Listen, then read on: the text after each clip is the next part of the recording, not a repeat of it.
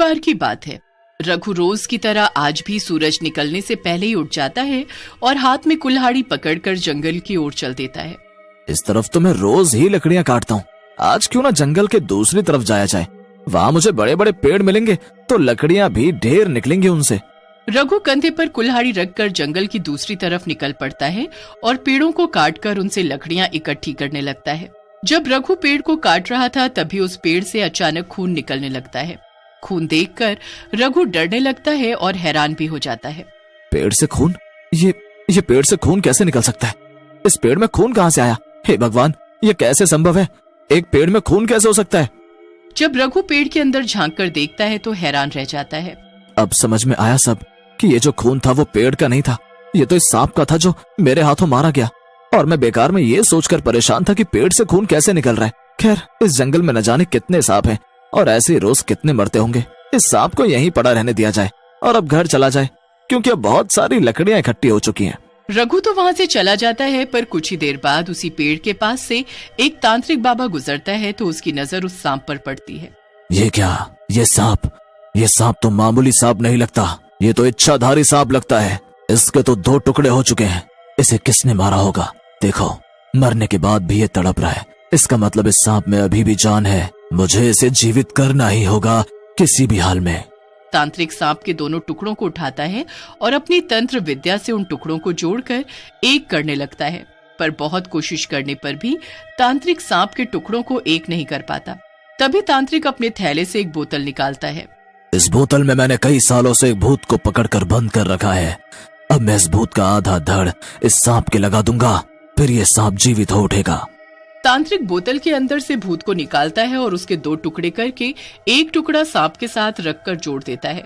फिर कुछ देर आंखें बंद करके मंत्र बोलता है और सांप को जीवित कर देता है। अब सांप का ऊपरी हिस्सा एक भूत का और बाकी हिस्सा सांप का। ए तांत्रिक, तूने क्या किया? मेरे शरीर का ये क्या हाल कर दिया? तू अब नहीं बचेगा। मुझे हाथ भी लगाया तो मैं तुझे भस्म कर दूंगा। और बात रही तेरे शरीर की, उसे मैंने जीवन दान दिया है। अरे तुझे तो कोई मार कर तुम्हारे टुकड़े कर कर चला गया। तुम लहूलुहान वहां पड़े थे। उसके बाद मैंने तुम्हें पहले जैसा करने की बहुत कोशिश की, पर नहीं कर पाया। उसके बाद बस यही एक रास्ता बचा था मेरे पास तुम्हें जीवित करने का। पर इस भूत को ही मेरे धड़ से क्यों जोड़ा? कोई और नहीं मिला था क्या तुझे? ये दिखने में कितना बदसूरत और भद्दा है, ऊपर से काला। मेरा चमकीला और सुंदर शरीर बिगाड़ डाला तूने। अब जरा देखो, मुझे ऊपर से लेकर नीचे तक बदसूरत तो हूं ही और काला भी हो गया। तुम चिंता मत करो, मैंने तुम्हें जीवन दान दिया है तो तुम्हारा शरीर भी पहले जैसा कर सकता हूँ, पर उसमें थोड़ा वक्त लगेगा। अब मैं तुम्हें जैसा कहूंगा तुम्हें वैसा ही करना होगा। वो काम पूरा होते ही तुम पहले जैसे हो जाओगे। तुम जैसा कहोगे मैं वैसा ही करूंगा, बस मुझे मेरा पहले जैसा शरीर लौटा दो। फिर सुनो, तुम्हें क्या करना है, तुम्हें गांव से रोज एक हट्टा कट्टा इंसान उठाकर मेरे पास लाना है। उसके खून से ही मैं तुम्हारे लिए पूजा करूंगा। और हाँ, जब भी मैं ये पूजा करूं तुम मेरे आसपास भी नहीं रहोगे, मुझे पूजा करते वक्त नहीं देखोगे। जाओ, अब अपना काम करो। भूतिया सांप जाकर गांव में घुस जाता है और इधर उधर तबाही मचाने लगता है। वो क्या है? अब ये गांव में कौन सी बला घुसी है? ये तो भूत है।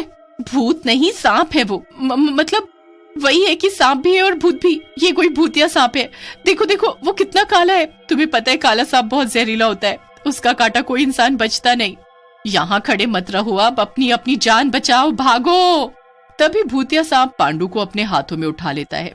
बचाओ बचाओ, मुझे बचाओ, ये भूत से मुझे बचाओ, मुझे जाने दो, छोड़ दो। मैंने तुम्हारा क्या बिगाड़ा है जो तुमने मुझे पकड़ लिया? भूतिया सांप पांडु को उठाकर तांत्रिक के पास ले जाता है। तांत्रिक पांडु की बलि चढ़ाता है और उसे मार देता है और फिर उसके शरीर का खून निकाल कर पी जाता है। आज तो मजा ही आ गया, खून पीकर कलेजे को ठंडक मिल गई। बस ऐसे ही मुझे ताजा ताजा खून मिलता रहे, फिर उसके बाद सुबह होते ही भूतिया सांप तांत्रिक के पास पहुंचता है।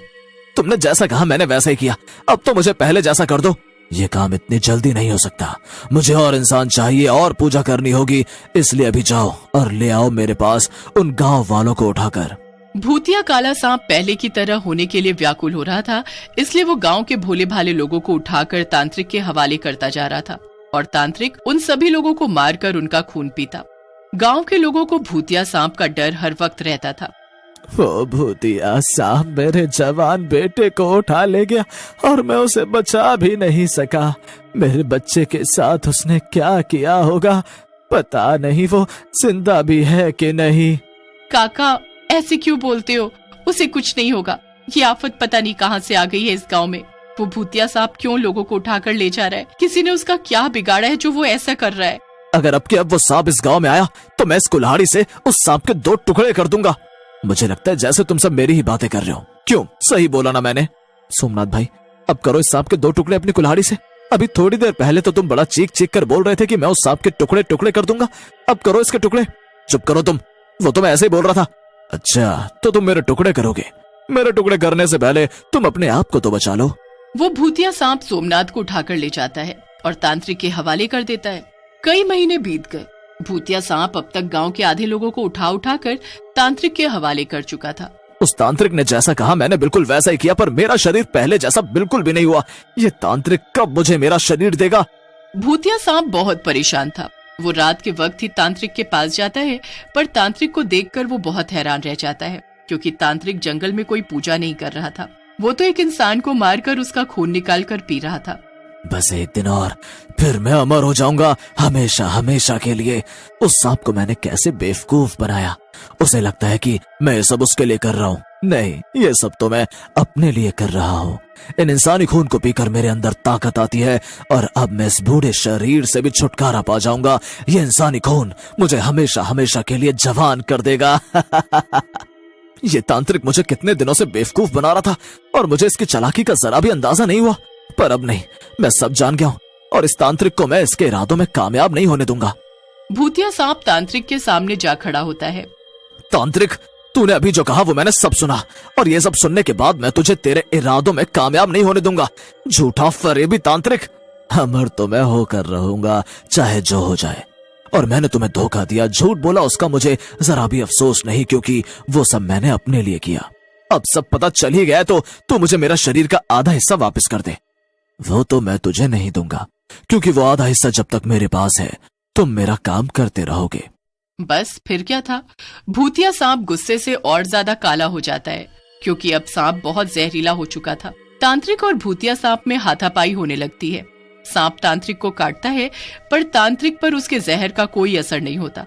लड़ते लड़ते सुबह हो जाती है और वो दोनों लड़ते लड़ते गांव में पहुंच जाते हैं। तांत्रिक और भूतिया सांप को लड़ता देख पूरा गांव वहां इकट्ठा हो जाता है। तूने मेरे हाथों से पाप कराया है, इन मासूम लोगों को मारा है तूने, उनकी बलि देकर, उनका खून पीकर आज मैं तुझे मार डालूंगा। तू कभी अमर नहीं होगा, पर मरने से पहले मेरा आधा शरीर दे। गांव वाले तांत्रिक को पहचान गए थे, क्योंकि वो पहले भी ऐसी हरकत कर चुका था। पर गांव वालों को सब पता चलने पर उन लोगों ने तांत्रिक को धक्के देकर गांव से बाहर निकाल दिया था। इस तांत्रिक ने यह हरकत की है, अब अगर ये इसे जिंदा छोड़ दिया तो ये तीसरी बार फिर ऐसी हरकत करेगा, इसलिए इस तांत्रिक को अब हम जिंदा नहीं छोड़ सकते, इसे मरना हो। तभी आसमान काले बादलों से घिर जाता है और तांत्रिक अपने दोनों हाथ ऊपर करके अमर होने के लिए मंत्र बोलने लगता है। तभी भूतिया सांप पास पड़ी कुल्हाड़ी से तांत्रिक के दोनों हाथ काट देता है। तांत्रिक वहीं तड़प तड़प कर मर जाता है। तांत्रिक के मरते ही भूतिया काला सांप खुद ब खुद पहले जैसा हो जाता है। अब उसका पूरा शरीर सांप का था। वो खुशी खुशी चुपचाप वहां से चला जाता है।